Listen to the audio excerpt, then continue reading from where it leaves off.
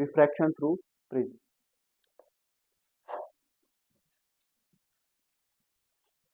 तो last class में हम लोग प्रिज्म के बारे में पढ़ना स्टार्ट कर दिए थे। सिंस लास्ट क्लास में हम लोग डाउट भी डिस्कस किए थे तो थोड़ा कम पढ़ाई हुई थी। ओके, तो आज हम लोग पूरा रिफ्रैक्शन थ्रू प्रिज्म और रिफ्रैक्शन थ्रू कर्व सरफेस तक पहुंचने की कोशिश है, देखते हैं। रिफ्रैक्शन थ्रू प्रिज्म, तो प्रिज्म जो हमने लिया था उसका बेस कैसा था? ट्रायंगुलर बेस था क्या? ओके,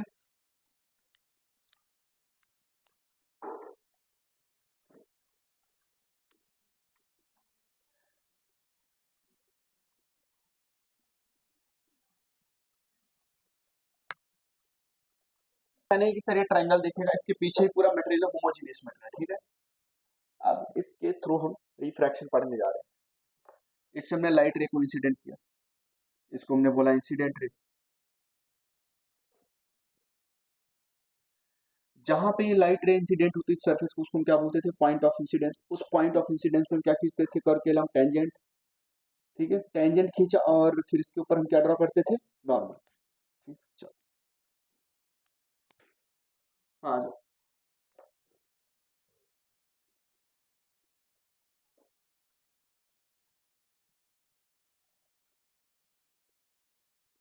चलो ये नॉर्मल है, क्या ये अपने पाथ से डेविएट होगी?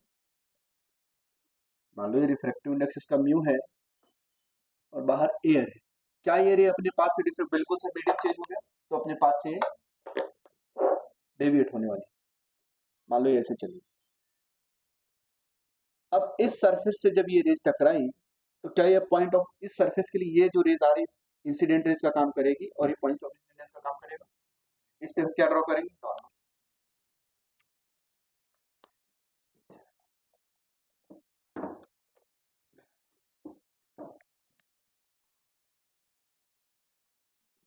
ठीक है, अब ये नॉर्मल क्या रेज डेंसर मीडियम से रेयर मीडियम में जा रही है? तो क्या होगा रेज के साथ? Away from the normal. बिल्कुल छोटी छोटी बातों पे ध्यान देंगे। अवे फ्रॉम द नॉर्मल, ये रेज कुछ ऐसे निकल, इस रे को हम बोलते थे इमर्जेंट रे या इमर्जिंग रे, और इसको हमने बोला था इंसिडेंट रे। यहाँ पे क्या हो? रिफ्रैक्शन। अब इस सरफेस के लिए ये वाला रे इंसिडेंट रे का काम करेगा और ये रिफ्रैक्टेड रे का काम करेगा। है ये जो रे है नॉर्मल साथ जो एंगल बनाएगा उसको हम क्या बोलते थे? Angle of incident. फिर रिफ्रैक्टेड रे नॉर्मल साथ जो एंगल बनाता था उसको हम क्या बोलते थे? रिफ्रैक्टिंग एंगल या एंगल ऑफ रिफ्रैक्शन। ये हमने बोल दिया था R2। ये क्या था? Angle of emergence. ओके, अब प्रिज्म है, यहां तक समझ में आया कोई दिक्कत? ये रिफ्रैक्टिव इंडेक्स म्यू है। ऐसा नहीं कि मुझे नहीं मत था, मैंने बात की, काफी हर्डल्स है, छोड़ दिया है मैंने, कहा जाना।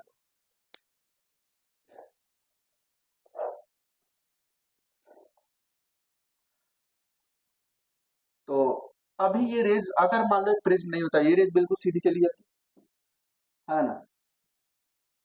चलो इस रेज को बिल्कुल सीधी लेके जाते हैं। अगर ये प्रिज्म इस रेज के पाथ में नहीं आता तो ये बिल्कुल ही सीधे चले जाते हैं। तो जितना एंगल ये है उतना ही एंगल कायदे से देखा जाए तो ये भी होना चाहिए था, ये भी आई होना चाहिए था कि नहीं? बताओ, ये पूरा एंगल कितना होना चाहिए? बताओ, ये आई के बराबर। भाई आप लोग बचपन से पढ़ते आ रहे हो, तो ये एंगल कितना बचा? I - R। समझ में? रेस ऐसी जानी चाहिए थी लेकिन ये ऐसे चली गई, तो रेस क्लॉकवाइज से इसमें कितना डेविएट हुई? I - R। ठीक है, चलो अब रेस तो बिल्कुल सीधी जानी चाहिए थी, रेस बिल्कुल सीधी जानी चाहिए थी, अभी भी देखना है आपको। ओके, ये रेस बिल्कुल सीधी जानी चाहिए थी और ये अब ऐसे गई क्या? अगर ये R2 है तो ये भी R2, तो ये कितना बचा? E माइनस, ये समझ में आया कि नहीं? तो ये पूरा E है और ये पूरा R2 होगा तो ये E - R2, ये भी क्लॉकवाइज से इसमें डेविएट होगा। तो नेट डेविएशन क्या बोलोगे आप? जल्दी से बताओ, नेट डेविएशन Δ1 प्लस Δ2। Δ1 मैंने इसको नाम दे दिया, और डेल्टा टू मैंने इसको नाम दे दिया। ऐड करो क्या आएगा, नेट डेविएशन बराबर I minus R one plus E minus R two. तो नेट डेविएशन जो आएगा वो आएगा I plus E minus bracket में R one plus R two. ये नेट डेविएशन है। सिंस आपको एक रिजल्ट मैंने पढ़ाया था यहाँ से, हाँ लो, ये आर वन है तो ये कितना होगा 90 माइनस आर वन, ये आर टू है तो ये कितना होगा 90 माइनस आर टू, और ये है 90 माइनस आर वन। तो एक ट्राइंगल में तीनों एंगल का सम क्या होता है 180 डिग्री, 180 डिग्री। ठीक है, तो ऐड करते हैं, बैठो जल्दी से।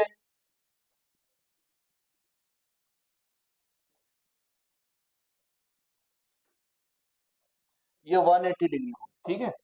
ए बराबर R one plus R two, A बराबर R one plus R two, यहाँ पे पुट करोगे तो जो नेट डेविएशन है वो क्या है आई प्लस ई माइनस ए, ये है नेट डेविएशन। तो जो प्रिज्म में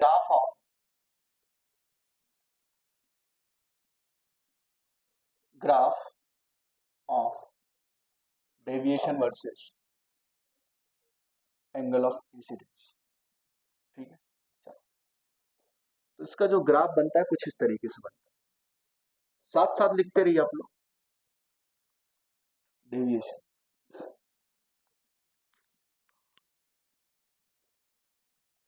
इसका ग्राफ कुछ इस तरीके से,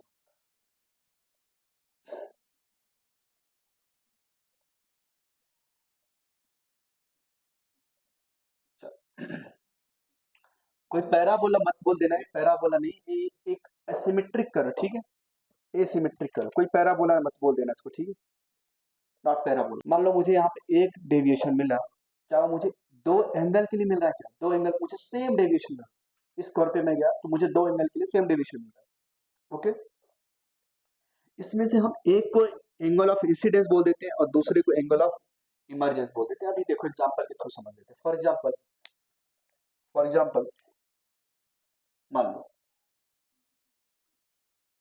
ये प्रिज्म है, इसका प्रिज्म एंगल है 60 डिग्री, आपने एक रेस को इंसिडेंट किया, वो रेस एंगल ऑफ इंसिडेंस मान लो 45 डिग्री बना रही, कोई बताना चाहेगा एंगल ऑफ इमर्जेंस कितना होगा?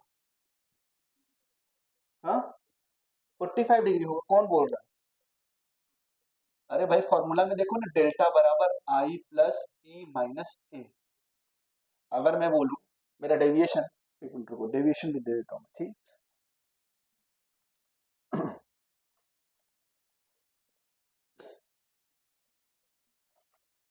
चलो एंगल ऑफ, एक मिनट रुको, डेविएशन इसमें पूछ ही लिया है, ये एंगल दे दिया 55 डिग्री, तो डेविएशन बताओ कितना हो, डेविएशन बराबर आई प्लस ई माइनस ए, कितना आ रहा है? हाँ 40 डिग्री आ रहा है क्या डेविएशन। चलो फॉर एग्जांपल अगर मैं इसको 45 डिग्री कर दूं,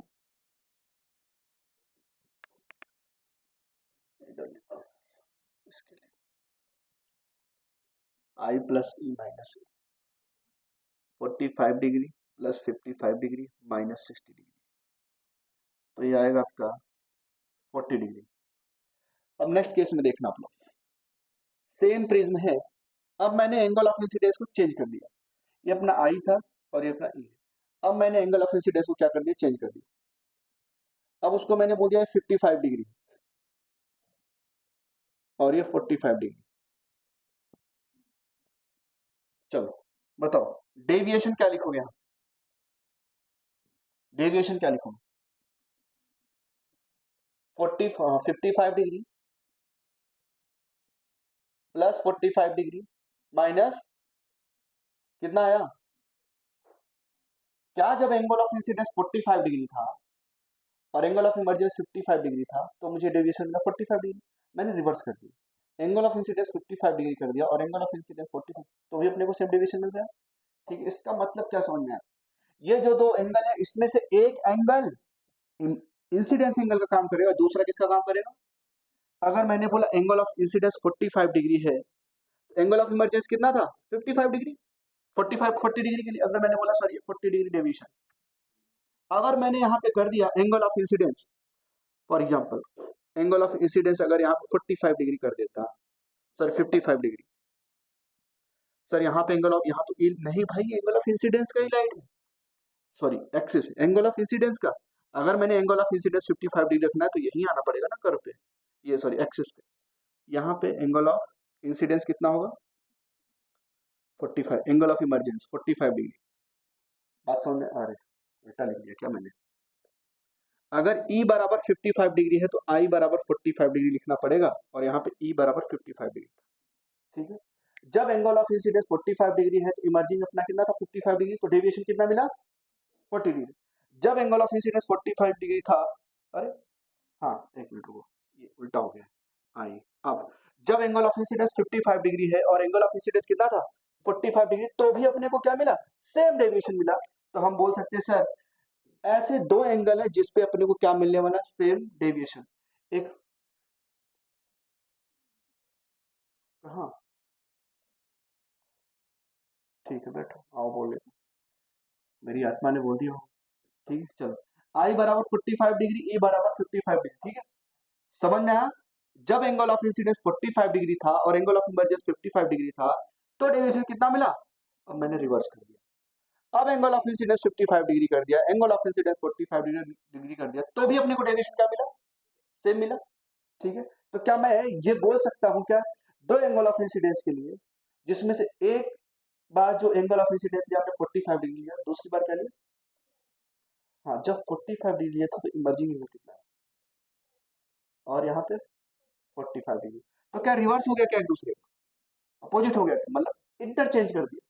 तो आप क्या बोल सकते हो, अगर एक बार एंगल ऑफ इंसिडेंस 45 डिग्री है और एंगल ऑफ इमर्जेंस 55 डिग्री है, तो दूसरी बार सेम डेविएशन के लिए जो इमर्जिंग एंगल है उसको हम क्या मान लेंगे? इंसिडेंस, ठीक है, ओके। तो बनाओ इस ग्राफ को और लिखो।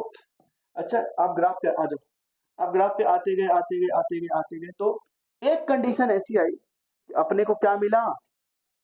Minimum deviation. क्या मिला? ये क्या, ये ग्राफ की लोएस्ट वैल्यू है क्या यहाँ पे? तो अपने को क्या मिलेगा?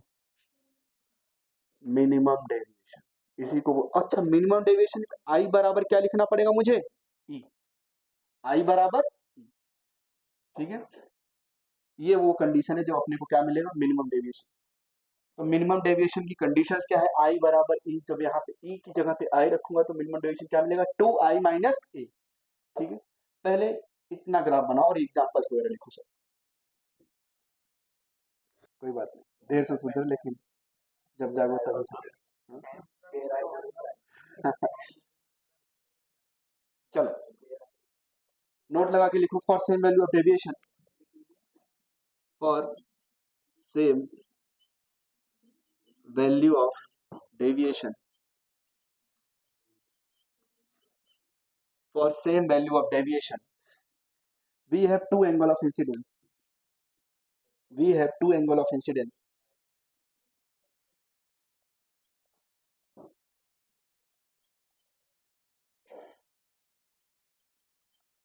we have two angle of incidence, out of them one is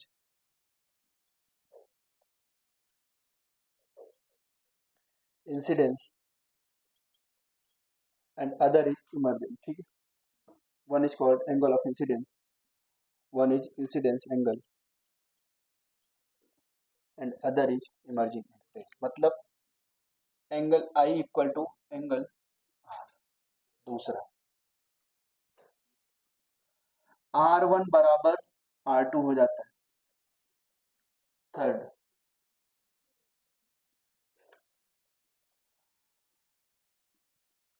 अरे आई बराबर ई होगा यहाँ पे, R1 बराबर R2, और जो मिनिमम डेविएशन होगा आपका वो हो जाएगा 2i माइनस ए। अगर मैं यहाँ से ए की वैल्यू फाइंड आउट करना चाहूँ या angle of incidence find out करना चाहूँ, वो एंगल बताओ जब मिनिमम डेविएशन मिलेगा, तो delta minimum plus A by 2, angle of incidence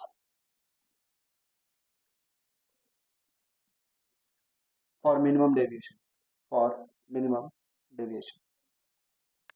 fourth लिखेंगे यहाँ पे, जो रेज आ रही है वो parallel to the base of the prism के चली जाती, ठीक है, रिफ्रैक्शन के बाद रेज पैरेलल हो जाती है।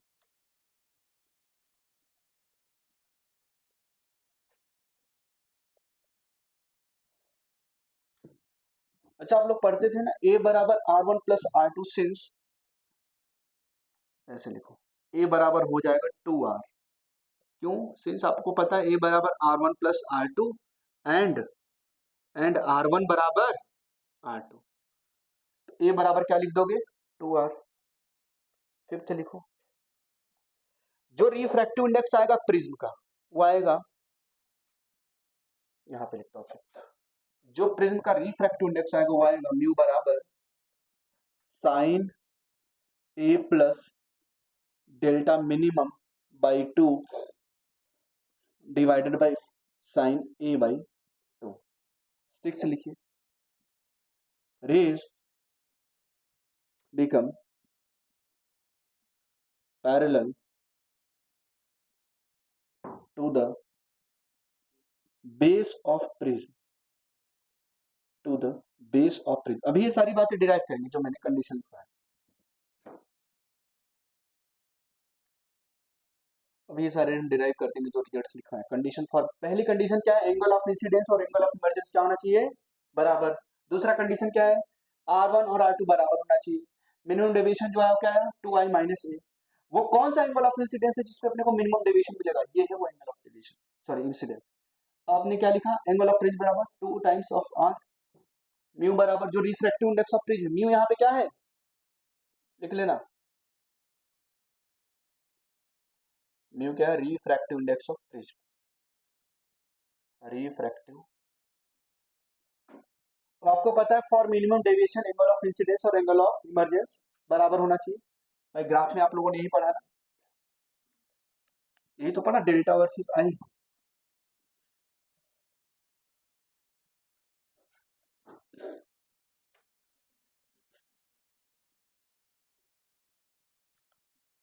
यहाँ पे आई बराबर ई होगा, ये है वो, सॉरी ये हो मिनिमम डेविएशन और यहाँ पे आई बराबर ई, ठीक है। और ग्राफ पैराबोलिक नहीं है, एसिमेट्रिक ग्राफ है। हमने डेटा लिए थे और उस पर हमने ग्राफ को बनाया। अब बताओ फॉर मिनिमम डेविएशन, चलो for minimum deviation, for minimum deviation I बराबर, चलो ये तो सर अपने को पता है। जहां पे स्नेल्स लॉ लगाओ, बाहर एयर रखा हुआ है, रखा क्या होता होता है ये, चलो यहाँ पे लगाओ Snell's law.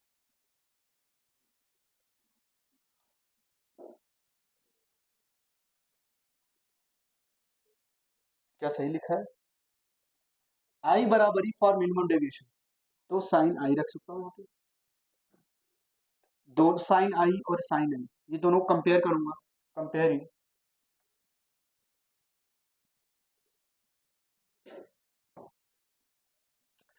Equation 1 and equation 2। क्या मिलेगा अपने को? साइन R1 बराबर साइन R2, R1 बराबर क्या मिलेगा? R2, और मान लिया कोई फिक्स वैल्यू मिलेगी ना, समझना। तो क्या बोला? मिनिमम डेविएशन केस में R1 और R2 बराबर होते हैं। अब यहाँ से एंगल ऑफ प्रिज्म आप लोगों ने क्या पढ़ा होता? R1 plus R2, value put करो तो A बराबर क्या आ जाएगा? R प्लस R, क्या आ गया? 2R, साथ साथ लिखते भी रहिए, A बराबर आ गया 2R। ओके, अब मिनिमम डेविएशन के लिए क्या करेंगे? I प्लस ई को भी I लिखो माइनस ए, तो for minimum deviation 2i minus A, ठीक है। अब ए को इस तरफ लेके जाओगे तो क्या आ जाएगा? डेल्टा मिनिमम प्लस ए बराबर 2i, और आई बराबर क्या आ गया? Delta minimum plus A by 2। क्या यही लिखा था? क्या यही लिखा था मैंने? चलो, अरे यहाँ से क्या लिख सकते हो? आर बराबर ए बाई 2 भी तो लिख सकते हो, आया ना? चलो, किसी एक सरफेस के लिए लगा दो स्नेल्स लॉ, तो क्या लिखोगे? 1 इंटू साइन आई, बराबर mu into sine R1। Value put करूं क्या, आई की वैल्यू और R1 की वैल्यू, ठीक है।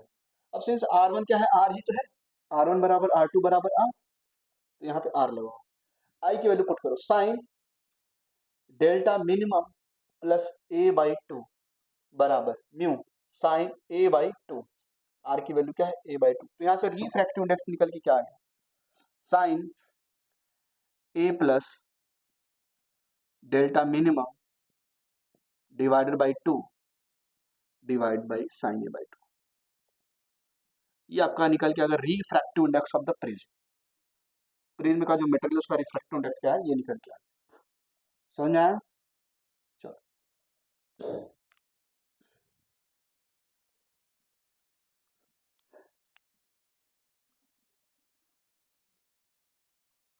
देखो ये थिन प्रिज्म है, इसमें जो प्रिज्म एंगल होता है वो प्रिज्म एंगल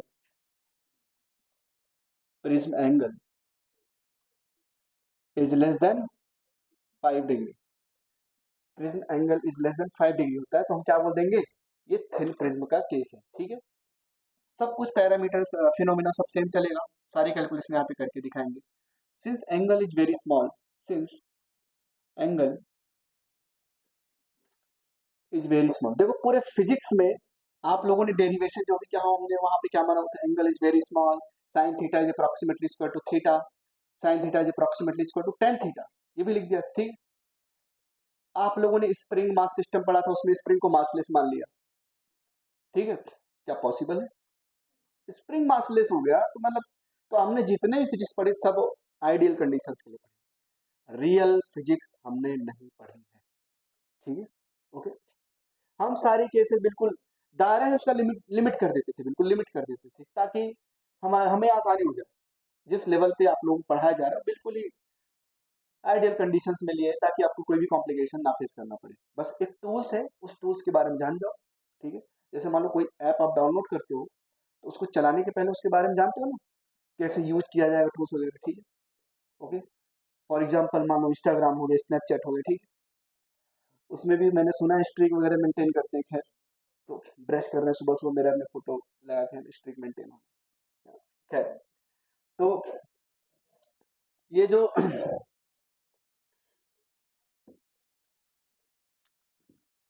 टूल्स है फिजिक्स में, फिजिक्स भी तो एक तरीके की टूल्स है, आपको चलाना सिखा रहे, टूल्स के बारे में अवेयर कराना, ठीक है। टूल्स, टूल्स बनता कैसे वो आपको यूनिवर्सिटीज वगैरह में सिखाया जाता है।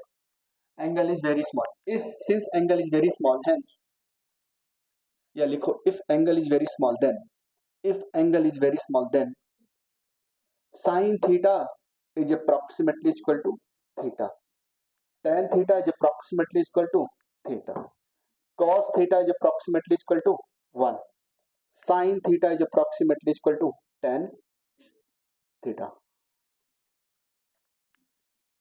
चलो तो जीरो बनाओ, और है ना, बताया था ना बोर्ड में कैसे कैसे लोग आते हैं, है। तो ये थिन प्रिज्म है। अब यहाँ पे चलो, मैंने एंगल रेस को इंसिडेंट किया, मान लो इस थिन प्रिज्म का जो मटेरियल उसका रिफ्लेक्टिव इंडेक्स दिया है म्यू, हमने रेस को इंसिडेंट किया, ये नॉर्मल है, ठीक है। अब ये रेस ऐसे ही, फिर ये ऐसे चलेगी, मान लो ये भी एक नॉर्मल है, ये है आपका R1 और ये है R2, ये है I और ये है E। सारे फॉर्मूला लगा लो, चलो जल्दी से बताओ, मिनिमम डेविएशन क्या होता है, minimum deviation I plus E minus E, ये होता है क्या। चलो अब यहाँ पे स्नेल्स लॉ लगाओ। अच्छा एंगल ऑफ प्रिज्म क्या होता है, R1 प्लस R2, और यहाँ पे स्नेल्स लॉ लगाओ, क्या आएगा, बाहर एयर है, हाँ, 1 × sin I बराबर, हाँ, म्यू इंटू साइन R1। चलो ठीक, since angle is very small, लिखते रहिए साथ साथ में, एंगल क्या है, बहुत ही छोटा है, तो sine theta is approximately equal to theta, मैंने बोला हुआ है।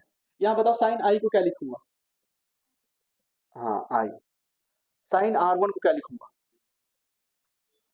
R1, बहुत अच्छा। तो आई बराबर क्या लिख दिया, म्यू R1, ये पहला रिलेशन आ गया अपना, फर्स्ट रिलेशन। चलो इस सरफेस के लिए आप इसमें सुन लो, म्यू इंटू साइन R2 बराबर 1 into sine E, since angle is very small, angle क्या है, बहुत स्मॉल है, तो क्या लिखोगे, म्यू R2 बराबर E, ये दूसरा इक्वेशन आ गया। अब E और I की वैल्यू यहाँ पे मिनिमम डेविएशन में पुट कर दो, तो अपने को मिनिमम डेविएशन निकाला है, तो डेल्टा मिनिमम बराबर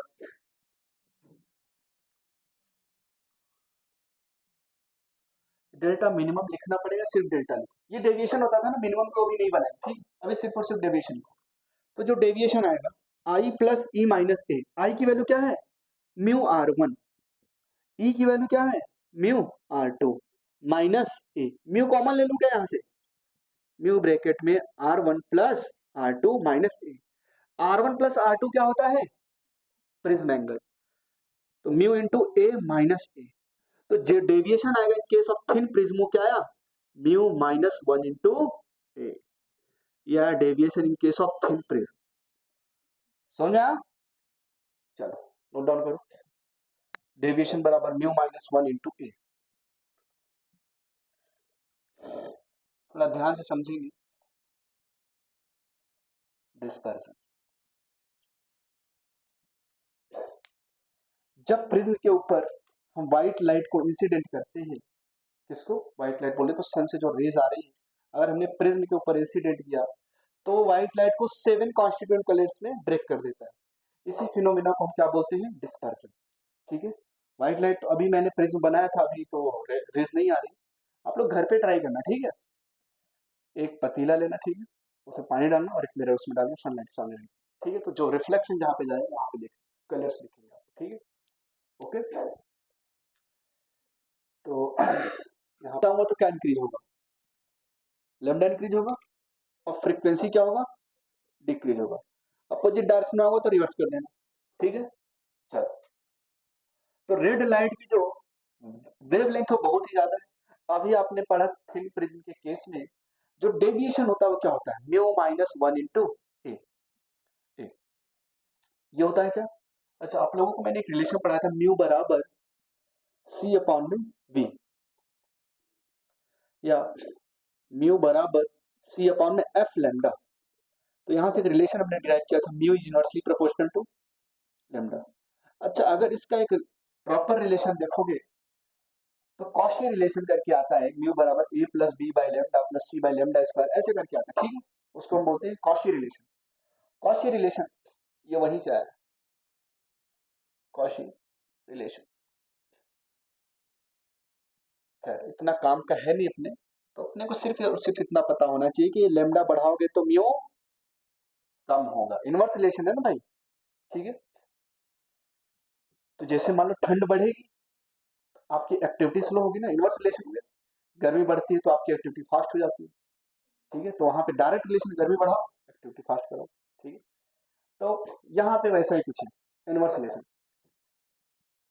तो जैसे जैसे आप आगे जाओगे, बताओ रेड कलर के लिए जो डेविएशन आएगा, रेड कलर के लिए जो डेविएशन है वो क्या है, कम आएगा ना, अब देखो मिनिमम आएगा, अगर मैं रेड कलर के लिए डेविएशन लिखूं तो म्यू रेड माइनस 1 इंटू ए, बिल्कुल बाउंड्री एंड वाले कलर से ले रहा हूं, एक बार रेड ले लिया एक बार वायलेट, बाकी सब उसके बीच में आ जाएंगे, वायलेट कलर के लिए क्या लिखे, म्यू वायलेट माइनस 1 इंटू ए। अब एक बात बताओ किसका म्यू ज्यादा है यहाँ पे, रेड का या वायलेट, वायलेट कलर पे डिपेंड कर रहा है ना, अगर मैं फ्रीक्वेंसी रिफ्रैक्टिव इंडेक्स का ऑर्डर लिखता फॉर एग्जांपल, अगर मैं रिफ्रैक्टिव इंडेक्स का ऑर्डर लिखता तो किसका ज्यादा होता सबसे, वायलेट का, फिर इंडिगो का, फिर बताओ ब्लू कलर का, फिर ग्रीन, फिर येलो, फिर उसके बाद रेड, ये ऑर्डर होता। अच्छा क्या क्रिटिकल एंगल डिपेंड करता था क्या, बिल्कुल सर 1/μ, ठीक है, साइन थीटा सी बराबर 1/μ, तो वहां पे अगर मैं क्रिटिकल एंगल लिखना चाहूँ तो किस कलर के लिए क्रिटिकल एंगल सबसे ज्यादा होगा, हाँ, जिसका म्यू सबसे कम उसके लिए क्रिटिकल एंगल सबसे ज्यादा, ठीक है, चलो क्या बोलना सही है? किस कलर के लिए क्रिटिकल एंगल सबसे ज्यादा हो? भाई लेमडा सबसे ज्यादा किसका है? रेड का। तो उसके लिए म्यू कम तो क्रिटिकल एंगल ज्यादा। तो रेड लाइट को डिस्पर्जन कराने के लिए हमें क्रिटिकल एंगल ज्यादा चाहिए। ठीक है, मतलब टी आई आर कराने के लिए, सॉरी टी आई आर कराने के लिए, ठीक है, डिस्पर्जन नहीं टी आई। अब कंपेरिजन कर लो, इसमें रेड का डेविएशन ज्यादा होगा या वायलेट का डेविएशन ज्यादा, जल्दी से बताओ। बताओ वहां पे म्यू वायलेट सबसे ज्यादा है और म्यू रेड सबसे कम है। तो ये वैल्यू सबसे, सर वन तो वैक्यूम के लिए होता है, कोई मटेरियल है ना प्रिज्म। तो बताओ deviation of red colour is less than deviation of violet colour. तो कौन से कलर की जो लाइट है वो ज्यादा डेविएट होगी? वायलेट कलर की। अगर मैं बनाऊं,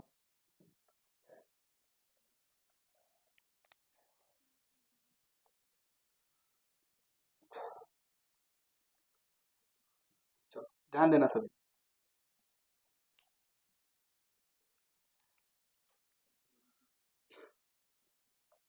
यहां से हमने व्हाइट लाइट को इंसिडेंट किया, किसको? व्हाइट लाइट, व्हाइट लाइट को इंसिडेंट किया। अब ये व्हाइट लाइट जैसे ही यहां से पास होने वाली होगी तो क्या हो जाएगी? ये डिस्पर्स हो जाएगी। ठीक, मान लो यहाँ पे स्क्रीन लगा दिया हमने।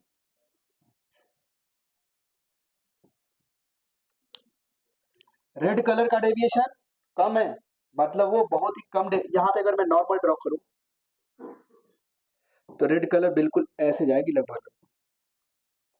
ठीक है, ये रेड कलर है। ओके, अब अगर बताओ वॉयलेट कलर का डेविएशन सबसे, तो वो कुछ इस तरीके से जाएगा। ठीक है, ये जो है ये क्या है? डेविएशन ऑफ, डेविएशन तो अभी निकाला है नहीं ना, ये तो एंगुलर डिस्पर्जन है रेड कलर के लिए। ये किसके लिए, ये किसका डिस्पर्जन है? Violet colour. बाकी सारी रेज इसी के बीच में लाई करने वाली।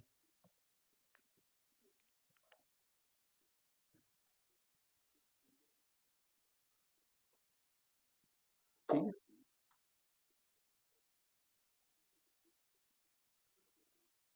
चलो बाकी सारी रेज इसी के बीच में लाई करनी।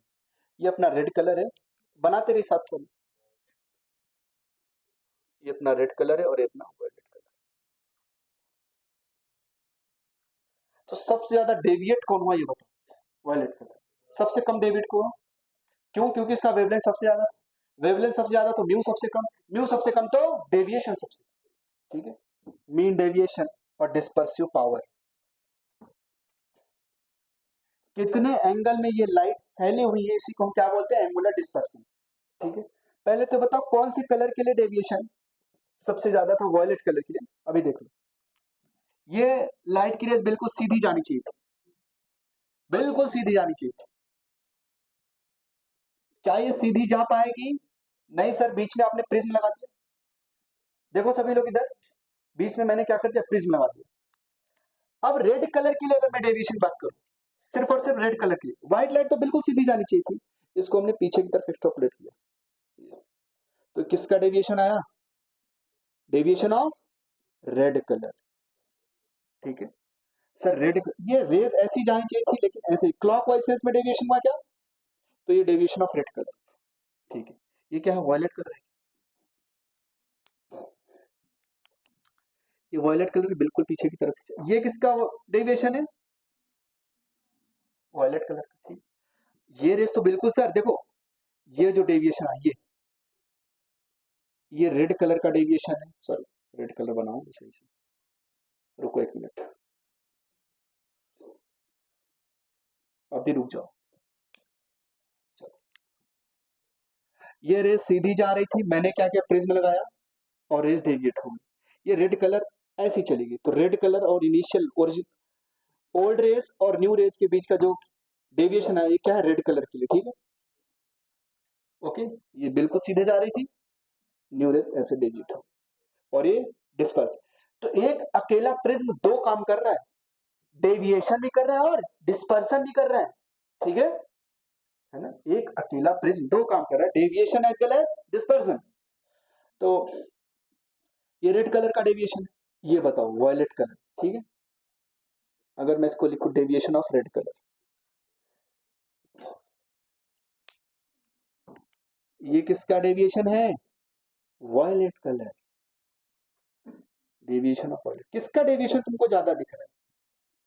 वायलेट कलर का दिख रहा हो, मैंने प्रूव भी किया था, ठीक है। अच्छा ये जो गैप है, ये इसको क्या बोलोगे? यही तो है एंगुलर डिस्पर्सन, कितने एंगल में लाइट की रेस फैल गई, इसी को हम क्या बोलते हैं? Angular dispersion. तो ये एंगुलर डिस्पर्सन कैसे निकालोगे? सर वायलेट कलर का डेविएशन माइनस रेड कलर का डेविएशन, तो अपने को क्या मिल गया? Angular dispersion. समझ में आया? ठीक है, ये लिख लिया क्या ऊपर ये सर? ठीक,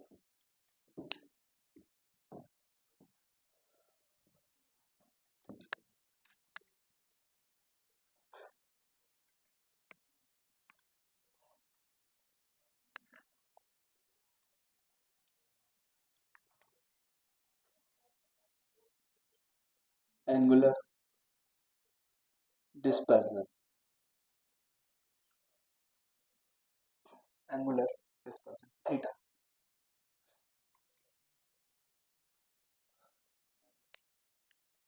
चलो देखो, तो जो थीटा है वो क्या लिखोगे? वायलेट कलर का डेविएशन माइनस रेड कलर का डेविएशन, यही तो लिखोगे, है ना? चलो, तो जो एंगुलर डिस्पर्सन है बताओ, वायलेट कलर का डेविएशन क्या पढ़ा था आप लोगों ने? Mu violet minus one into A, minus mu red minus one into A. Solve करोगे तो क्या आएगा? Mu violet into A minus A minus mu red into A plus A. ये माइनस ए और प्लस ए कैंसल, तो जो डिस्पर्सन आएगा क्या आएगा? Mu violet minus mu red into A. या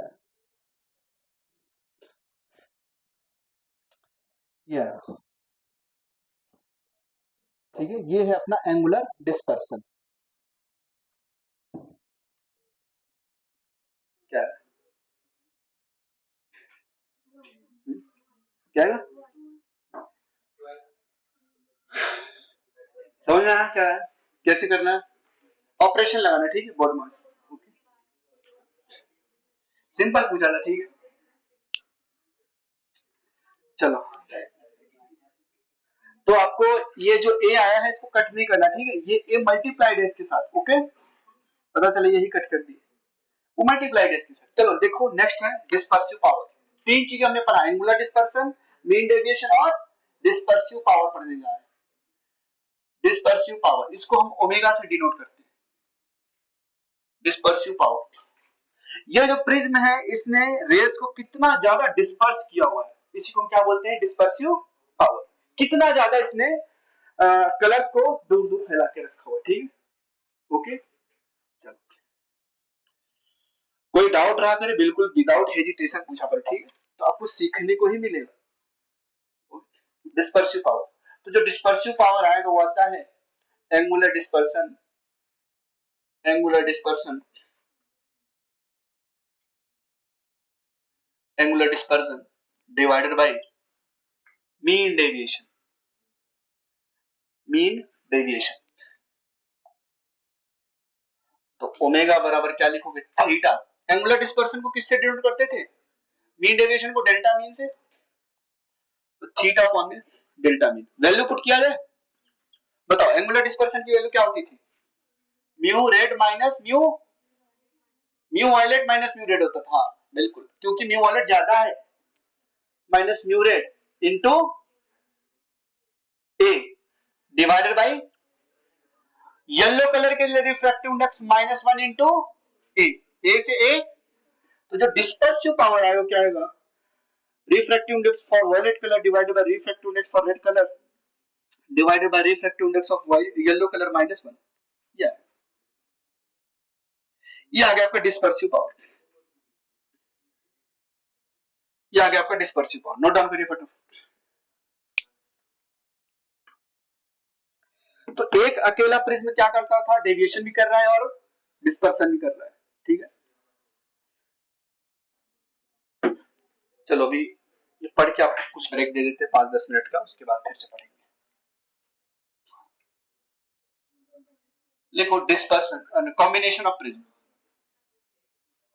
कॉम्बिनेशन ऑफ प्रिज्म।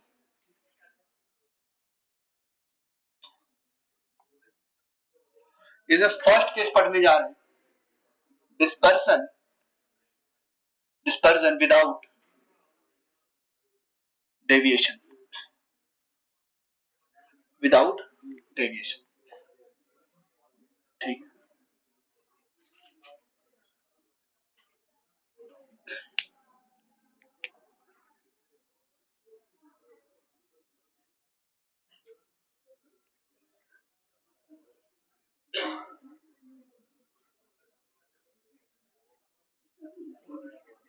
ठीक है, मैंने दो प्रिज्म को ऐसे लगा दिया, ठीक है, दो ट्रायंगुलर प्रिज्म लेके आया और मैंने एक को बिल्कुल ऐसे रखा, दूसरे को इन्वर्ट करके मैंने ऐसे अटैच कर दिया, ठीक है। अच्छा बात बताओ, रेज कुछ ऐसे गई, ठीक है, ये क्या करेगा, रेज को रिफ्रैक्ट करेगा और ये क्या कर देगा, उसी ऑर्डर में इधर कर देगा, और फिर आपने ड्रॉ किया और अवे फ्रॉम द नॉर्मल चला गया, ठीक है। तो जिस डायरेक्शन में गई उसी डायरेक्शन में चली जाएगी, ठीक है। तो ये जितना क्लॉकवाइज, मान लो, बातें मत करो आप लोग, मान लो ये रेज जितना क्लॉकवाइज, मान लो इस प्रिज्म ने 12 डिग्री या 10 डिग्री या 5 डिग्री क्या किया, क्लॉकवाइज डेविएट किया, ये प्रिज्म क्या करेगा, 10 डिग्री, 12 डिग्री या 5 डिग्री एंटी क्लॉकवाइज में, तो ये रेज बिल्कुल सेम डायरेक्शन में चली जाएगी। तो क्या हुआ, डिस्पर्जन विदाउट डेविएशन। मान लो ये पहला प्रिज्म है, इसका रिफ्रैक्टिव इंडेक्स है μ1, ये दूसरा प्रिज्म है, इसका रिफ्रैक्टिव इंडेक्स है μ2, ओके। तो पहले प्रिज्म से मान लो डेल्टा वन क्या है, deviation through prism one, delta two क्या है, डेविएशन थ्रू प्रिज्म, ये गेट को क्लोज करो यार, नंबर 2। चलो बताओ नेट डेविएशन क्या चाहिए अपने को, 0। नेट डेविएशन, अगर मैं नेट डेविएशन बोलूं तो अपने को क्या चाहिए, 0। मतलब डेल्टा वन, पहला डेविएशन के थ्रू डेल्टा वन, मान लो क्लॉकवाइज डेल्टा वन है, अभी साइन छोड़ दो, delta one plus delta two क्या आना चाहिए था अपने को, 0। तो डेल्टा वन बराबर क्या आना चाहिए था, माइनस ऑफ, सर अगर एक क्लॉकवाइज डेबिट करा तो दूसरा एंटी क्लॉकवाइज डेबिट करना चाहिए। अगर मैं मैग्नीट्यूड ले लूं, मैग्नीट्यूड ऑफ डेविएशन बराबर होना चाहिए, ये मैग्नीट्यूड ले लिया हमने, ठीक है। अब डेविएशन बताओ, थिन प्रिज्म दोनों ही लिए हुए, ठीक है। यहां पे अगर मैं दिखाऊं आपको,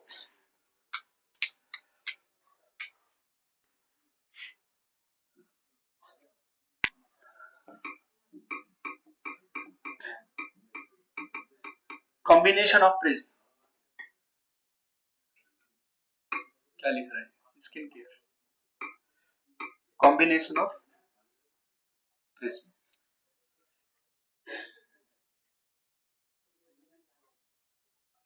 चलो ठीक है, रिकॉम्बिनेशन उसने देखा ना क्या कर रहा वो, डेविएशन विदाउट डिस्पर्जन, यहां पे क्या हो रहा है, dispersion without deviation.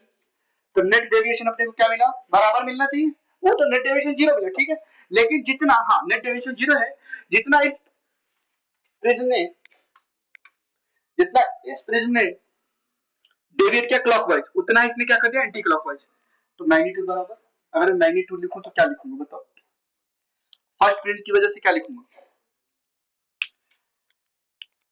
μ1 minus 1 into ए बराबर μ2 माइनस 1 इंटू, अगर मान लो सर प्रिज्म एंगल भी तो अलग अलग होना चाहिए, क्योंकि रिफ्रैक्टिव इंडेक्स क्या है, अलग अलग है, ओके। तो अगर मैं दोनों का एंगल अलग अलग बोलूं, A1 ये A2, तो यहाँ पे क्या लिखते हैं, A1 इंटू और ये A2 लिखते, ठीक है। μ1 माइनस 1 इंटू A1 बराबर μ2 माइनस 1 इंटू A2, समझ आया। ये कंडीशन किसके लिए है, for deviation without dispersion, sorry dispersion without dispersion. अब सेकंड केस पढ़ेंगे, सेकंड केस पढ़ेंगे, ठीक है। थोड़ा दिखाई नहीं दिया अपने को, गलती मैं भी कर सकता हूँ। तो अब यहाँ पे लिखेंगे next, deviation without dispersion, without dispersion. अब डिस्पर्सन नहीं हो रहा है, मतलब नेट एंगुलर डिस्पर्सन क्या लिखोगे यहाँ पे, 0। ठीक है,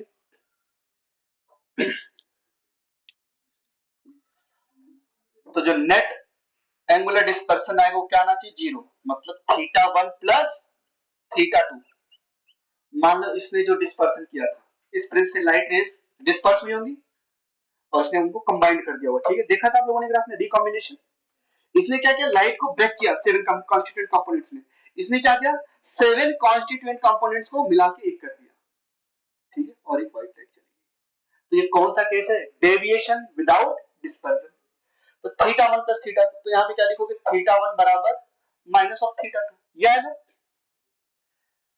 लेकिन सर अगर मैग्नीट्यूड की बात करें वो तो बराबर ही होगा, और आप लोग पढ़ते चले आ रहे हो एंगुलर डिस्पर्सन क्या होता है, बताओ। Mu v minus mu r into A1 बराबर म्यू, अच्छा यहाँ पे mu v minus mu r into क्या लिखोगे, A2। ये कौन सा कंडीशन है आपका, डेविएशन विदाउट डिस्पर्सन। अरे किस प्रिज्म का है ये, फर्स्ट प्रिज्म का, तो यहाँ पे सभी जगह सफिक्स में 1 लगा देना। μ1 of violet colour minus μ1 of red colour, μ2 of violet colour minus μ2 of red colour. अब सही,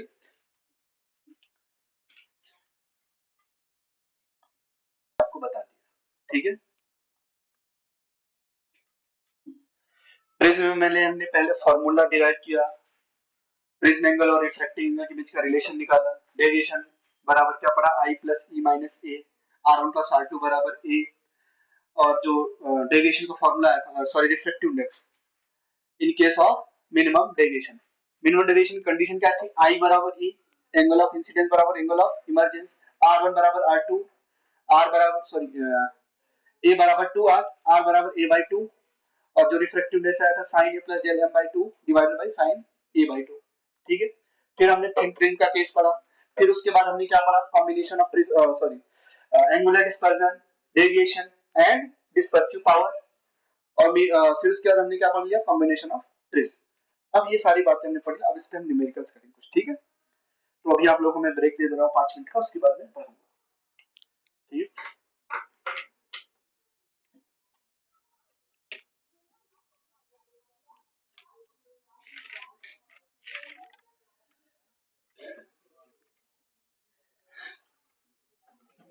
मिनिमम डेविएशन,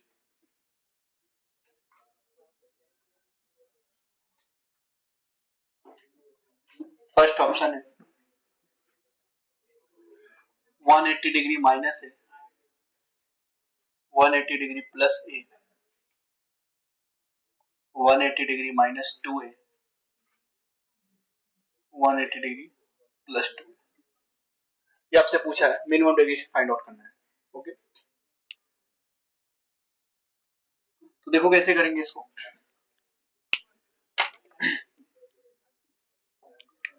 देखो एक प्रिज्म है, ये प्रिज्म एंगल है, अब यहाँ पे, और इस जो प्रिज्म है इसका रिफ्रैक्टिव इंडेक्स जो म्यू है वो cot a बाई 2 दिया हुआ है, ठीक है।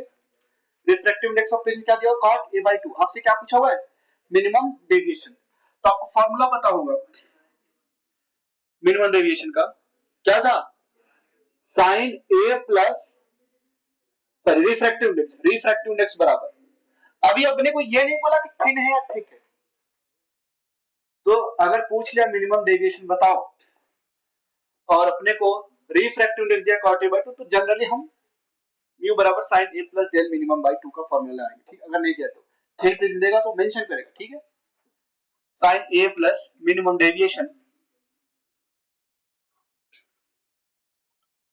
Divided by 2 whole divided by sine A by 2। ये तो पढ़ते थे, है ना, ये तो पढ़ते थे। और म्यू बराबर क्या दिया, सिंस म्यू बराबर cot a बाई 2, पुट करो यहाँ पे वैल्यू, तो cot a बाई 2 बराबर sine a plus minimum deviation divided by 2 divided by sine a by 2। अच्छा cos a by 2 को क्या लिख सकते हो, sorry cot a by 2, cos a by 2 divide by sin a by 2, हाँ तो cos a by 2 divide by sin a by 2 बराबर sin a plus minimum deviation divided by 2 divide by sin। कोई doubt तो नहीं इसमें आप लोगों को? sin a by 2 से sin a by 2 कैंसिल, यहां पे मैं फर्दर सिंप्लीफाई करता हूं cos a by 2। अभी जितने भी क्वेश्चन करूंगा मैं ही सॉल्व करूंगा, ठीक है, आप लोग बस देखो और एक आइडिया लो कैसे अप्रोच करनी है। sin a plus minimum deviation divided by 2। Sir यहाँ तो cos है, कैसे करें? तो इसको sin कन्वर्ट कर लो ना। क्या करोगे? cos थीटा क्या लिख सकते हो? sin 90 माइनस a बाई 2, ऐसे लिख सकते हो ना, बराबर sin a plus delta minimum divided by 2। Sine से साइन उड़ा दो तो क्या मिला आपको? 90 डिग्री माइनस a बाई 2 बराबर a plus minimum deviation divided by 2। अच्छा इसको 2 से इसमें मल्टीप्लाई करूंगा तो क्या आएगा? 180 degree minus a divided by 2 बराबर a plus minimum deviation divided by 2। 2 से 2 तो जो मिनिमम डेविएशन आया वो क्या आया? 180 डिग्री माइनस 2a, ये आया क्या? ठीक, नोट डाउन करो फटाफट। तो कौन सा ऑप्शन करेक्ट हो गया? थर्ड।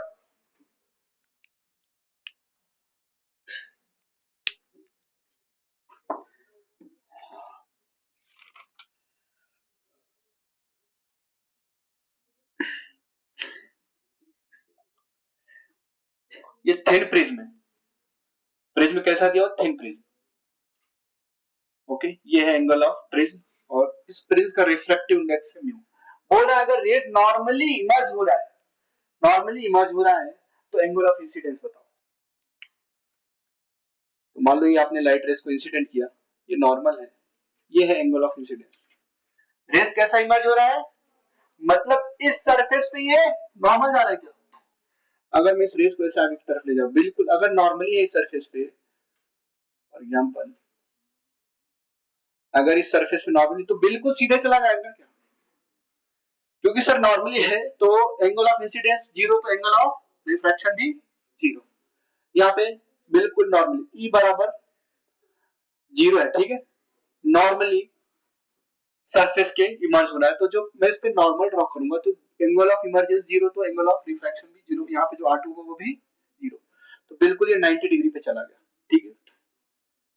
अच्छा ये 90 डिग्री है और ये A है, तो ये बचा कितना? 90 माइनस A। सर ये तो नॉर्मल है, ये पूरा 90 डिग्री होता है, ये 90 माइनस A, तो ये कितना बचा? A। तो थिन प्रिज्म के केस में अगर मैं यहाँ पे स्नेल्स लॉ लगाऊं तो क्या लिखूं? मान लो बाहर एयर है, बाहर दिया एयर, तो 1 इंटू साइन आई बराबर म्यू इंटू साइन ए। सिंस एंगल क्या है? स्मॉल, वेरी स्मॉल है, तो साइन आई आई के बराबर लिखूंगा, आई बराबर क्या है? Mu into A. First option is correct, ठीक, नोट डाउन करो।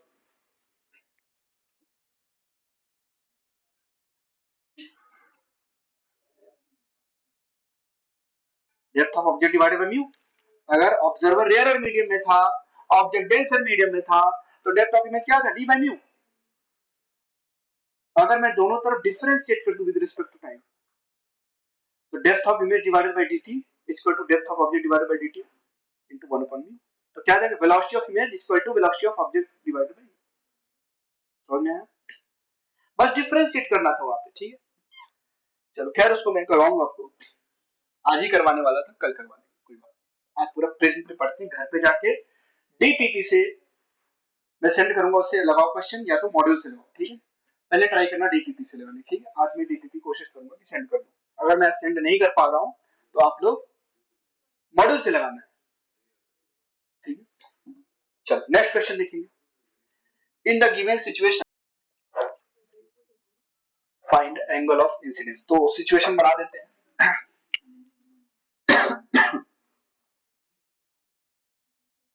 ये प्रिज्म एंगल दिया आपको 30 डिग्री। इस सरफेस को हमने क्या कर दिया है? पॉलिश कर दिया, ठीक है, सिल्वरिंग कर दी,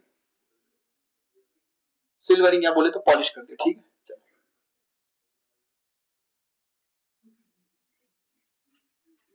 ठीक, और ये जो प्रिज्म है इसका रिफ्रैक्टिव इंडेक्स दिया हुआ है √2, बाहर एयर है।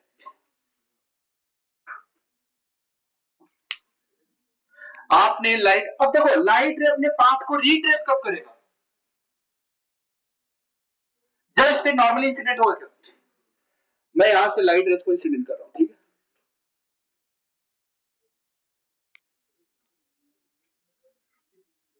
ये है एंगल ऑफ इंसिडेंस, ये इस पे नॉर्मली इंसिडेंट हो गया। अगर नॉर्मली इंसिडेंट है सर यहाँ पे तो पॉलिश किया हुआ है, बिल्कुल वापस आ गया क्या, तो यहाँ से रिफ्लेक्शन होगा ना, एंगल ऑफ इंसिडेंस 0 है तो एंगल ऑफ रिफ्लेक्शन बराबर बिल्कुल वापस आ गया, अपने ही पाथ को रिट्रेस कर गया। ठीक है, तो आपको क्या पूछा है, एंगल ऑफ इंसिडेंस बताओ।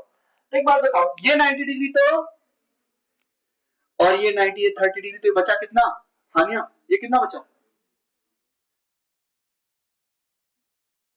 माँ भी तुम्हारी बहुत हेल्प करती थी, कितना है 60 डिग्री। चलो ये 60 डिग्री, तो ये कितना बचा 30 डिग्री, वेरी गुड, क्योंकि ये पूरा क्या है 90 डिग्री है।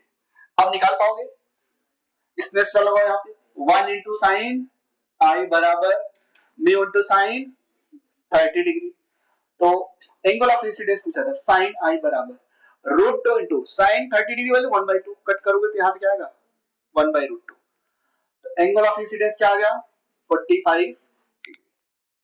चलो next question, light between √2 and 1, ये देखो ये क्वेश्चन है, क्या बोल रहा है, for the angle of minimum deviation of prism to be equal to its angle of prism, to be equal to its angle of prism, then the refractive index of prism, तो refractive index of prism क्या होगा ये पूछ रहा है। पहले तो अपने को सर देखो रेंज दिया क्या, अब रिफ्रैक्टिव इंडेक्स की रेंज दे दी है, तो मिनिमम से मैक्सिमम अपने को एंगल ऑफ इंसिडेंस ये सब निकालना पड़ेगा, ठीक है। चलो पहले कुछ बातें सीख लेते हैं, मान लो ये बाउंड्री, ये क्या है बाउंड्री, ये मीडियम 1 है, मान लो ये एयर, फॉर एग्जांपल ये रेयर मीडियम है, ओके रेयर, और ये डेंसर मीडियम। चलो ये लाइट रे यहाँ पे इंसिडेंट किया, अच्छा एक बात बताओ, रेयर से सॉरी डेंसर से रेयर में जाते थे लाइट रेस, हमें बेंड होती थी क्या, अब मैं एक ऐसे एंगल पे पहुंच गया जहां पे लाइट रेस बाउंड्री को ग्रेस करती हुई जा रही है, एंगल ऑफ रिफ्लेक्शन क्या हो गया, इसको हम क्या बोलेंगे क्रिटिकल एंगल, समझ में आया। अगर मैं लाइट रेस को क्रिटिकल एंगल पे इंसिडेंट करूं तो जो रिफ्रैक्टेड रेस है वो बिल्कुल बाउंड्री को ग्रेस करती हुई जाएगी कि नहीं जाएगी, हाँ ना, ठीक है। अच्छा अगर इसका उल्टा सोचूं, इसका उल्टा सोचूं, अगर मैं लाइट रेस को बाउंड्री से ग्रेस करते हुए इंसिडेंट करूं, तो जैसे यहाँ पे हल्का सा ऊपर, ऐसा नहीं कि ग्रेस कर, हल्का सा ऊपर रहता है, तो बिल्कुल ऐसे थीटा सी पे जाएगा क्या, देखो सेकंड सिनेरियो, सेकंड सिनेरियो देखो, अगर मैं थोड़ा सा ऊपर से रहता है, बिल्कुल ग्रेस करते हुए नहीं जाती, बिल्कुल ग्रेस करते हुए जाएगी तो फिर तो बिल्कुल सीधे निकल जाएगी ना, थोड़ा सा ऊपर ही रहता है, तो यहाँ पे ये जो हम मानते, बातें मत करो, देखो आप लोग अभी नदीम भाई आके देख के गए, मुश्ताक सर आके देख के गए, ठीक, ऐसा नहीं कि आप लोगों के लिए प्लानिंग नहीं चल रही वहां पे केबिन में, ठीक है, अभी बाहर निकलोगे सबको बुलाया जाएगा, इसलिए मैं मना कर रहा हूँ।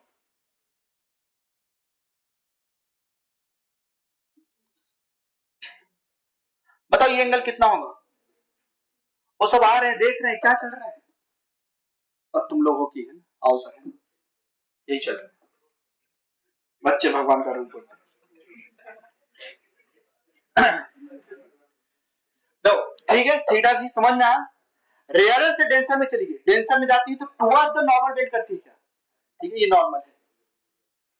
अब मान लो,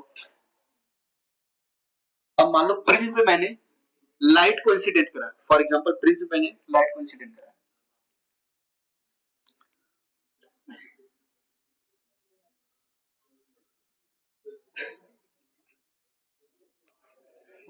और ये ऐसे जा रही, ठीक है, चलो फिर ये बाहर निकलेगी। कई क्वेश्चन ऐसे आता है, बोलता है एंगल ऑफ इंसिडेंस क्या हो, ताकि ये जो बाहर निकल रही है इमर्जिंग वो जस्ट बाउंड्री को ग्रेस करते हुए चली जाए, ये भी पूछता है क्वेश्चन में। खैर अभी के लिए एंगल ऑफ इंसिडेंस क्या है, ये है क्या, एंगल ऑफ इंसिडेंस की मैं मैक्सिमम रेंज कहां से कहां तक कर सकता हूं, 0 से 90 डिग्री तक। कहां तक भाई, 0 से अगर लेके जाओगे तो जिस एंगल, अगर मैं 0 से लेके गया, फॉर एग्जांपल अगर मैं रेस को 0 से ही लेके गया, फॉर एग्जांपल अगर मैं रेस को 0 से ही लेके गया, तो ये जो एंगल होगा कितना होगा, थीटा सी होगा क्या, थीटा सी होगा क्या, हाँ ना। अब बढ़ाते चले गए बढ़ाते चले गए बढ़ाते चले गए, तो ये थीटा सी कम होगा क्या धीरे धीरे, क्योंकि अभी एंगल ऑफ इंसिडेंस क्या है 90 डिग्री, अभी एंगल ऑफ इंसिडेंस 90, तो 0 करोगे तो ये भी कम होगा क्या, ये भी कम होगा क्या, जैसे इसको कम करोगे 90 डिग्री से 80 डिग्री 70 डिग्री, तो जब नॉर्मली आ गया तो बिल्कुल स्ट्रेट चला जाएगा क्या, तो क्रिटिकल एंगल वैल्यू कम होगी। तो ये जो 90 डिग्री है एंगल ऑफ इंसिडेंस की बाउंड्री को, ऐसा नहीं कि ग्लेज करते थोड़ा सा ऊपर रहती है, तो ये जो रोज रेस गई, ये R1 की वैल्यू क्या है थीटा सी, और यहाँ पे R2 होता था, फिर ये रेज ऐसी निकल जाती थी, ये क्या है एंगल ऑफ इमरजेंसी। चलो अब देखो, एंगल ऑफ इंसिडेंस की रेंज कहां से कहां तक हो सकती है, 0 degree to 90 degree, 0 degree to 90 degree, समझ में आया। अब यहां पे हम निकालने जा रहे हैं, ठीक है, ये रिफ्रैक्टिव इंडेक्स क्या, रिफ्रैक्टिव इंडेक्स की range,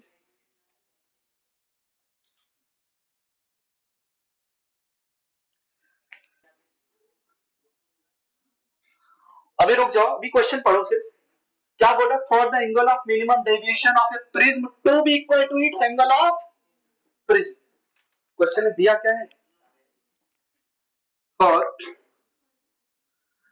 to be equal to angle of prism, ये दिया ना, और आप लोग रिफ्रैक्टिव इंडेक्स का पूछा वैल्यू बताओ, आप लोग फॉर्मूला पढ़ते चले आ रहे हो, sine A plus delta minimum divided by 2 divide by sine A by 2, समझ आए। अच्छा डेल्टा मिनिमम कितना है ए, अगर मैं यहां ए पुट कर दूं तो क्या आएगा sine 2a divided by 2 divided by sine A by 2, 2 से 2 कैंसल, तो ये बना लिया है क्या, मुझे थोड़ा स्पेस चाहिए, जल्दी से बनाओ इसको,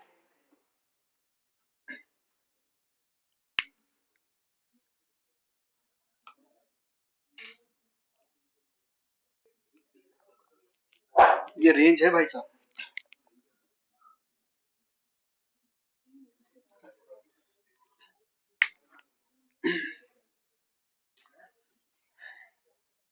और लिखना, चलो लुकमान इधर ध्यान देना,